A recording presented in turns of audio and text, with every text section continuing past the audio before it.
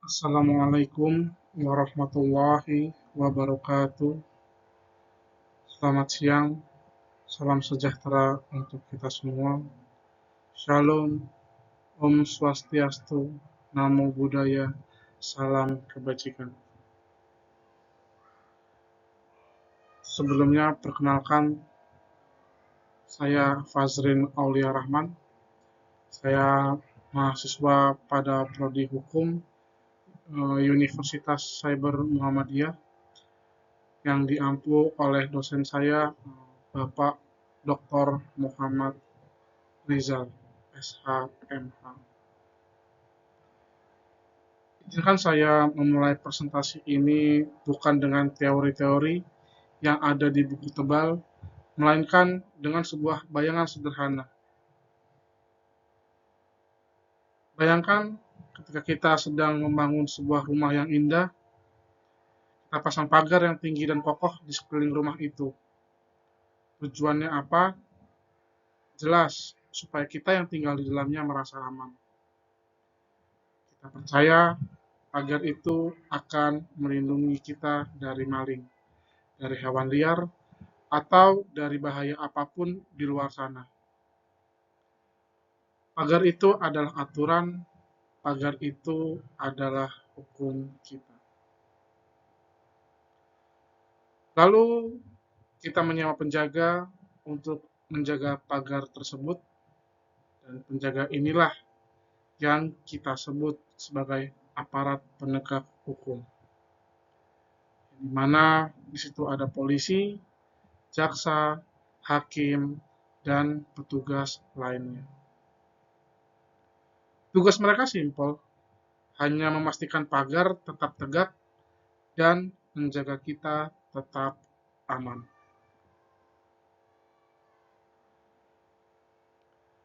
Tapi sekarang, coba kita lihat keluar jendela rumah kita hari ini. Apa yang kita lihat?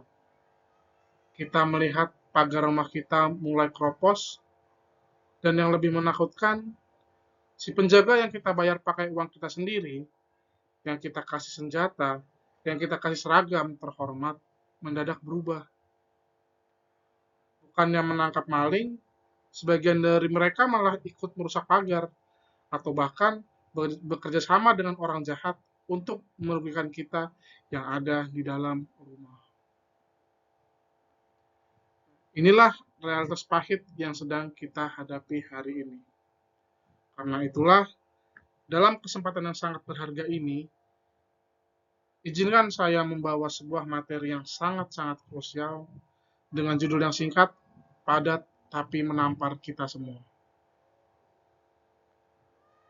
Judul dari presentasi ini adalah krisis integritas aparat. Apakah hukum kita masih melindungi rakyat? Mari kita bedah bersama-sama selama 20 menit ke depan. Kenapa penjaga rumah kita bisa rusak? Kenapa hukum kita jadi begini? Dan yang paling penting, gimana cara kita memperbaikinya sebelum rumah kita benar-benar hancur?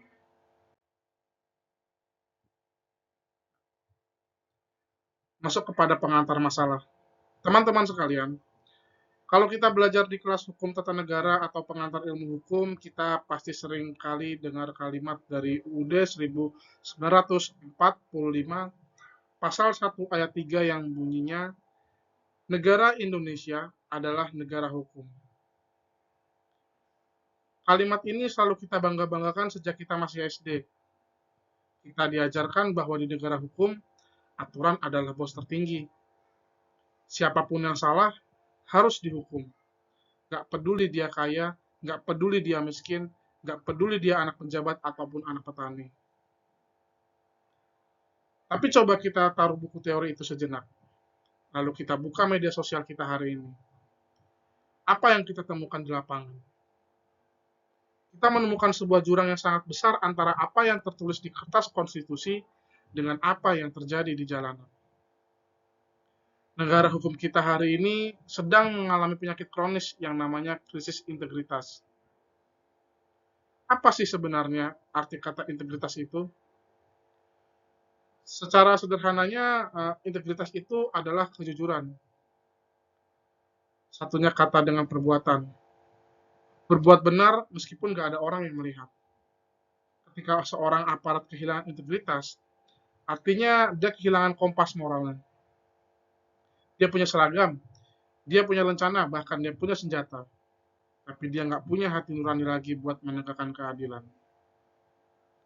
Dampaknya apa? Muncullah sindiran yang sangat getir di tengah-tengah masyarakat kita. Hukum di Indonesia itu kayak pisau, tajam ke bawah tapi tumpul ke atas. Mari kita buktikan sindiran ini lewat kehidupan sehari-hari.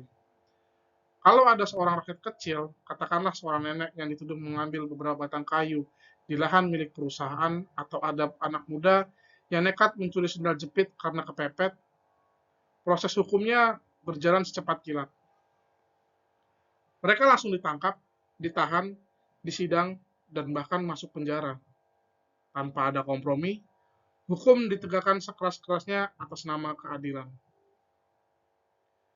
Namun coba bila posisinya kita balik, bagaimana kalau yang melanggar hukum itu adalah seorang pejabat yang korupsi miliaran rupiah?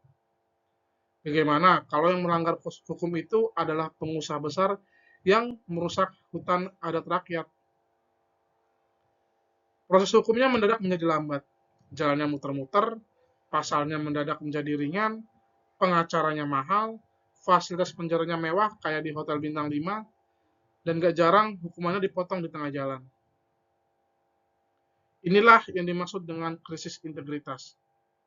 Hukum nggak lagi bekerja berdasarkan kebenaran, tapi bekerja berdasarkan siapa yang melanggar.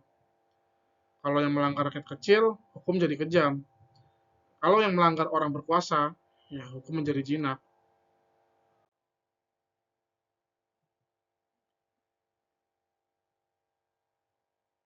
Hadirin yang saya hormati, eh, kenapa saya sebagai mahasiswa hukum merasa perlu dan wajib menyampaikan materi ini, dan kenapa Anda semua yang menonton video ini harus mendengarkan ini sampai selesai. Tujuan saya berdiri di sini, mohon maaf, tujuan saya berbicara di sini bukan cuma untuk marah-marah ataupun meluapkan kekesalan saya terhadap pemerintah. Enggak sama sekali. Tujuan presentasi ini memiliki 3 misi penting. Misi pertama, mengajak kita semua berpikir kritis. Misi yang kedua, kita harus membongkar kenyataan. Dan misi ketiga, kita harus memahami dampaknya. Saya ingin kita sadar bahwa hukum itu bukan cuma benda mati yang ada di lemari perpustakaan. Hukum itu digerakkan oleh manusia. Kalau manusia yang menggerakkannya nggak punya integritas, maka hukum sebagus apapun cuma akan jadi kertas kosong yang nggak ada gunanya. Saya juga ingin melihat kenapa teori-teori indah yang diajarkan dosen-dosen kita di kelas bisa hancur lebur pas berhadapan dengan realitas di jalanan. Kita perlu tahu di mana letak kebobrokannya. Kita juga harus paham bahwa kalau krisis integritas ini bila dibiarkan terus, yang rusak bukan cuma nama baik atas satu atau dua oknum, tapi masa depan negara kita dan keselamatan kita sendiri semua sedang dipertaruhkan. Lalu seberapa penting atau relevan topik ini buat kita sekarang? Jawabannya sangat penting dan darurat. Ada seorang pemikir sosiologi terkenal namanya Max Weber. Dia pernah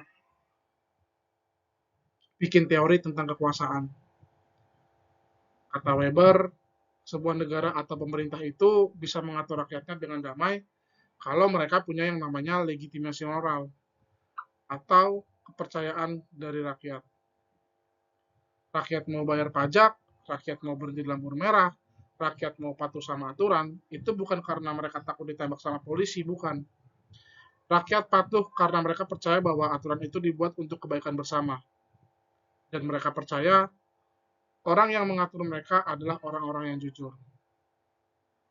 Sekarang bayangkan kalau kepercayaan itu hilang. Kalau rakyat melihat polisinya sendiri main judi, jaksanya terima suap, dan hakimnya vonisnya bisa dibeli, apa yang akan terjadi? Simpelnya pasti kepercayaan masyarakat bakal runtuh sampai ke dasar. Sejarah sudah berulang kali mengingatkan kita. Saya ambil contoh pada tahun 1998 dulu, ketika rezim order baru yang sangat kuat itu bisa tumbang, salah satunya karena rakyat sudah nggak percaya lagi sama aparat keamanan yang represif dan suka main kekerasan. Dan puncaknya terjadilah tragedi Trisakti. Hari ini lagi-lagi kita melihat pola yang mirip mulai muncul lagi. Kita lihat peristiwa demi peristiwa kelam terjadi di depan mata kita. Kalau krisis integritas ini dibiarkan terus, masyarakat kita lama-lama akan cuek sama hukum. Atau melapor ke aparat pun nggak akan berubah apa-apa. Supaya diskusi kita hari ini punya dasar ilmiah yang kuat, coba mari kita intip sedikit apa kata para tokoh hukum dunia tentang bagaimana seharusnya sebuah negara hukum itu berjalan. Di sini saya akan memakai 3 teori sederhana yang sangat mudah dipahami, hasil searching saya di platform internet, Google. Teori pertama datang dari seorang pakar hukum Inggris bernama DC. Dia adalah orang yang merumuskan konsep rule of law atau negara hukum. Kata DC, ada 2 pilar utama yang nggak boleh ditawar dalam negara hukum. Yang pertama, nggak boleh ada kekuasaan yang semena-mena. Semua tindakan aparat harus ada dasar aturannya. Yang kedua adalah equality before the law. Semua orang sama di mata hukum. DC menegaskan dari Perdana Menteri sampai rakyat biasa, kalau melakukan kesalahan yang sama, harus diadili di pengadilan yang sama dengan cara yang sama pula. Lalu teori kedua datang dari Lon L. Fuller tentang moralitas hukum.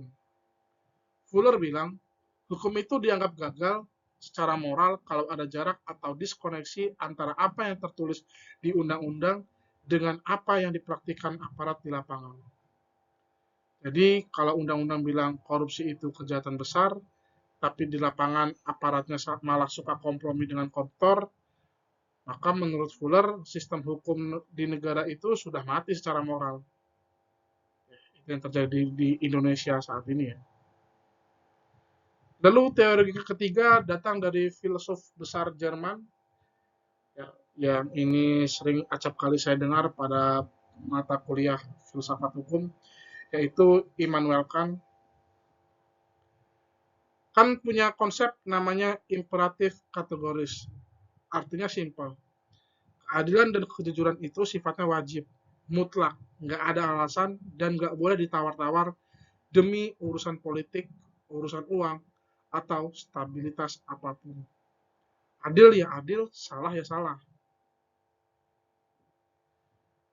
Nah, teman-teman, di negara-negara yang sistem hukumnya sudah maju, teori-teori indah ini dijaga ketat lewat 3 pilar integritas aparat, yaitu profesionalisme, akuntabilitas atau berani bertanggung jawab, dan transparansi. Mari sejenak kita bandingkan kondisi pilar-pilar ini antara negara-negara maju dengan kondisi kita di Indonesia.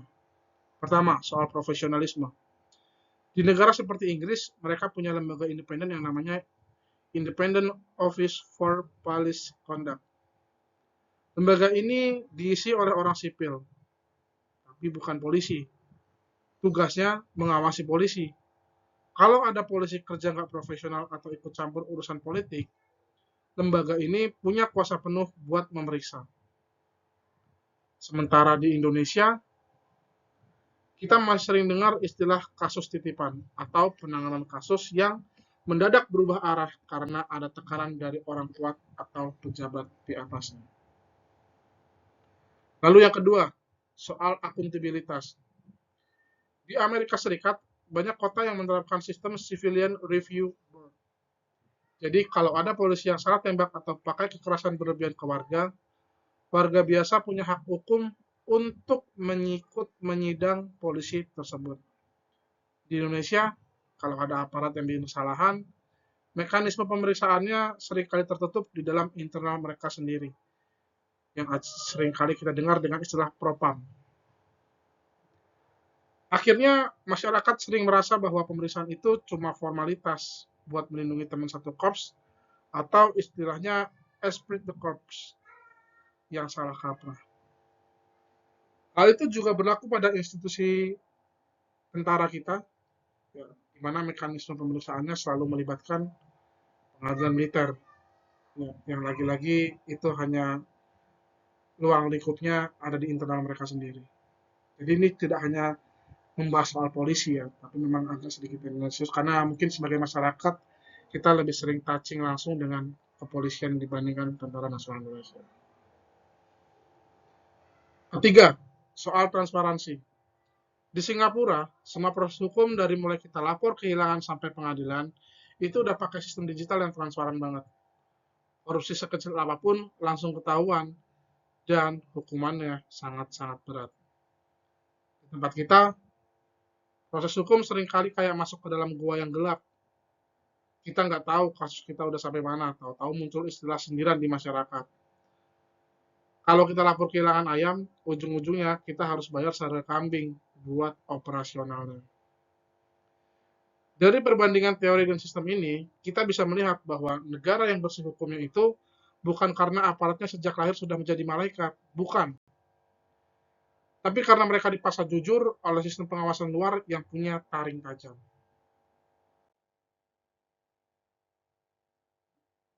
Ini beberapa contoh analisis kasus nyata terjadi di Indonesia.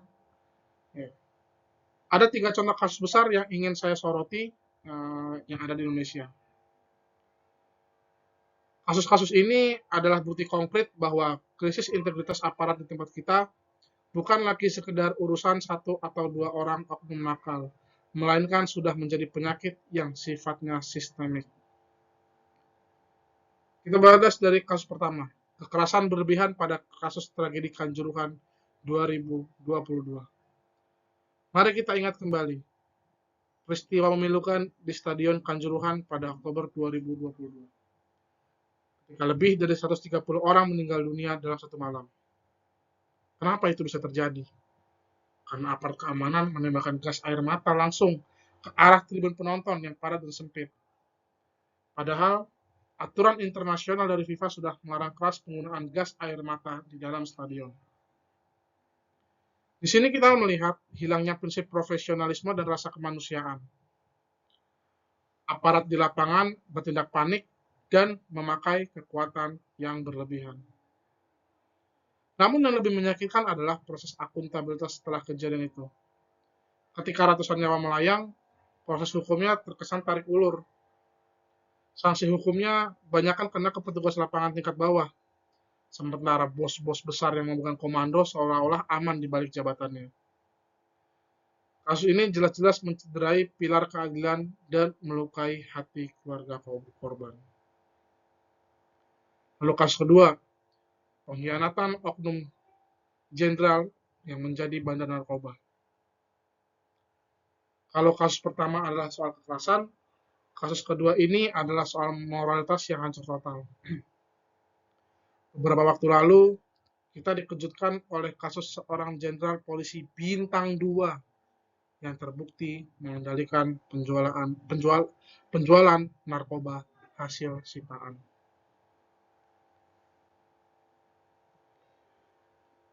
Coba teman-teman bayangkan, seseorang yang digaji pakai uang pajak kita, yang dikasih pangkat tinggi, yang tugas utamanya memimpin pasukan buat memberantas narkoba, malah menggunakan jabatannya buat jadi bos narkoba itu sendiri. Ini bukan lagi sekedar melanggar hukum, ini adalah pengkhianatan total kepada negara dan kepada rakyat. Kasus ini membuka mata kita bahwa kalau sistem pengawasan internal kita lemah, jabatan dan senjata yang harusnya dipakai buat melindungi rakyat, bisa dengan mudah berubah menjadi alat buat memperkaya diri sendiri lewat jalur kriminal.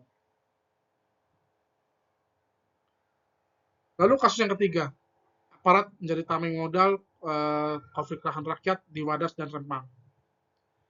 Yang nggak kalah penting untuk kita analisis adalah fenomena di mana aparat penegak hukum berhadapan langsung dengan rakyat kecil dalam konflik tanah atau agraria. Kita bisa lihat contohnya dalam kasus Wadas atau Rempang. Ketika warga desa atau masyarakat adat mencoba mempertahankan tanah kelahiran mereka dari proyek strategis pemerintah atau pengusaha besar.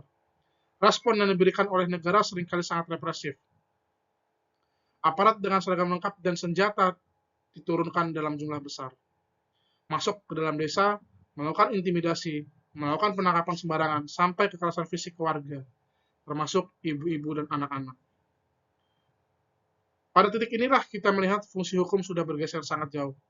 Hukum nggak lagi dipakai untuk melindungi hak-hak warga negara yang lemah, tapi hukum malah dimanfaatkan sebagai alat pemukul oleh penguasa dan pemilik modal untuk menyingkirkan rakyat yang kritis. Ketika hal ini terjadi, prinsip equality before the law yang kita pelajari di hukum itu langsung runtuh, nggak ada bekasnya.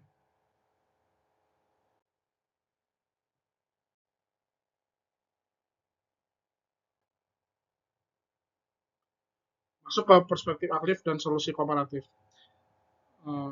Audiens sekalian, kalau kita bicara soal hukum Indonesia, kita nggak boleh melupakan pemikiran salah satu tokoh hukum terbesar yang pernah dimiliki bangsa ini, yaitu Profesor Sacipto Raharjo. Beliau adalah bapak dari konsep hukum progresif. Prof. Sacipto punya satu kalimat legendaris yang harus kita tanamkan dalam kepala kita masing-masing. Beliau bilang, hukum itu untuk manusia, bukan manusia untuk hukum. Makna dari kalimat sederhana ini sangat dalam, yang artinya penegakan hukum itu nggak boleh dijalankan secara kaku kayak robot, yang cuma membaca teks pasal-pasal di dalam buku undang-undang. Hukum itu diciptakan biar manusia bisa hidup aman, tentram, dan adil. Jadi, kalau ada aparat yang menegakkan hukum tapi caranya malah bikin rakyat ketakutan, bikin rakyat menderita, dan melukai rasa kemanusiaan, maka cara penegakan hukum itulah yang salah. Aparat itu manusia, mereka punya hati nurani, bukan mesin penghukum. Kalau kita belajar dari negara tetangga kita seperti Singapura, mereka bisa punya sistem hukum yang bersih, bukan karena mereka rajin bikin seminar moral, tapi karena mereka punya sistem penegakan yang tegas dan gak tebang pilih.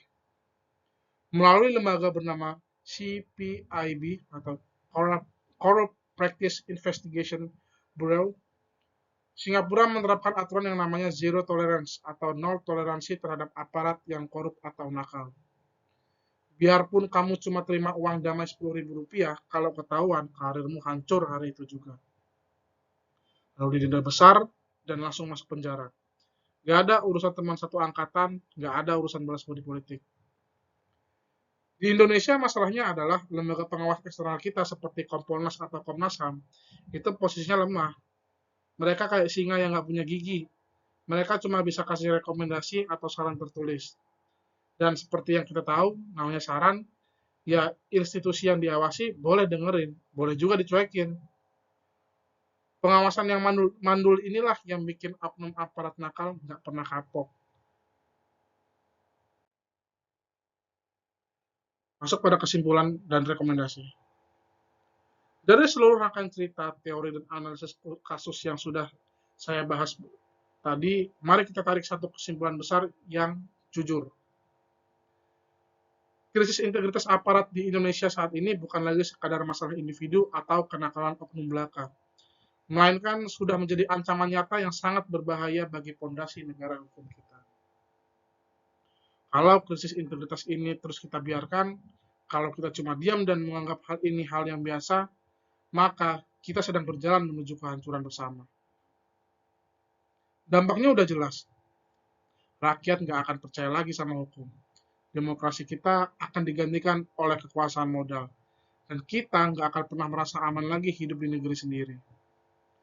Oleh karena itu, sebagai penutup dari kajian ini, saya ingin menawarkan 4 rekomendasi atau langkah konkret yang harus segera diambil oleh negara kita. Langkah pertama, berikan taring pada pengawas eksternal. Kita harus merombak aturan hukum agar lembaga pengawas luar seperti Ombudsman, Kompolnas, dan Komnas HAM punya kuasa penuh untuk memeriksa, menyidang, dan memecat aparat yang melanggar aturan tanpa harus tunduk pada keputusan internal institusi aparat tersebut.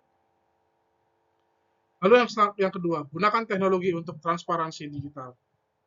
Semua proses penanganan kasus dari mulai laporan warga di kantor polisi sampai putusan pengadilan harus bisa dilacak lewat aplikasi online yang bisa diakses publik secara terbuka.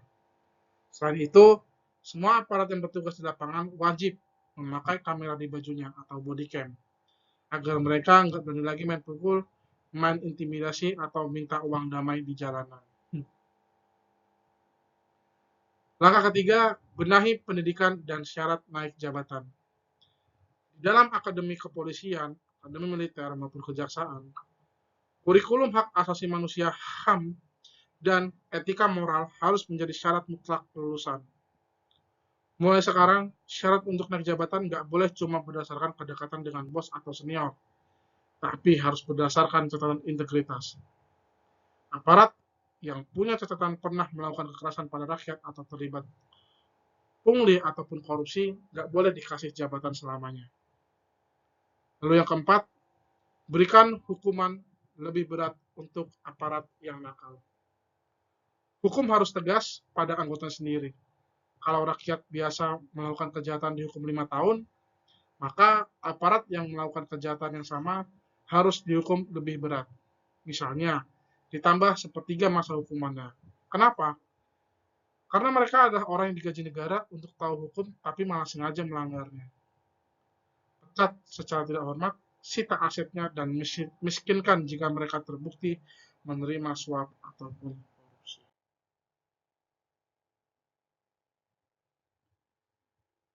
Teman-teman, masa depan bangsa kita Indonesia tidak akan pernah ditentukan oleh seberapa megah gedung-gedung pencakar langit yang kita bangun di ibu kota baru. Masa depan kita juga tidak ditentukan oleh seberapa kaya negara kita di atas kertas laporan ekonomi. Masa depan Indonesia sangat ditentukan oleh seberapa adil hukum ditegakkan di atas tanah air ini. Negara hukum itu bukan cuma slogan indah yang kita ucapkan pas upacara bendera atau kalimat pajangan di buku pelajaran sekolah.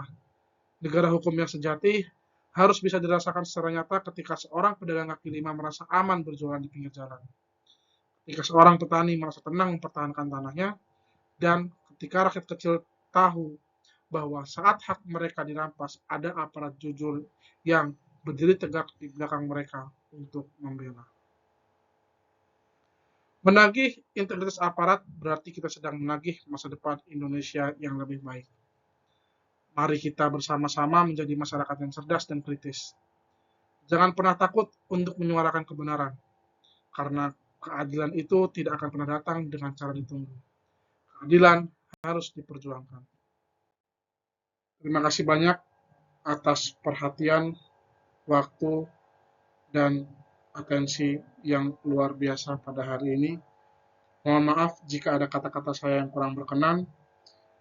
Presentasi ini saya sudahi, dan setelah ini saya sangat terbuka untuk menerima pertanyaan, tanggapan, dan diskusi dari teman-teman kalian melalui kolom komentar di akun YouTube saya.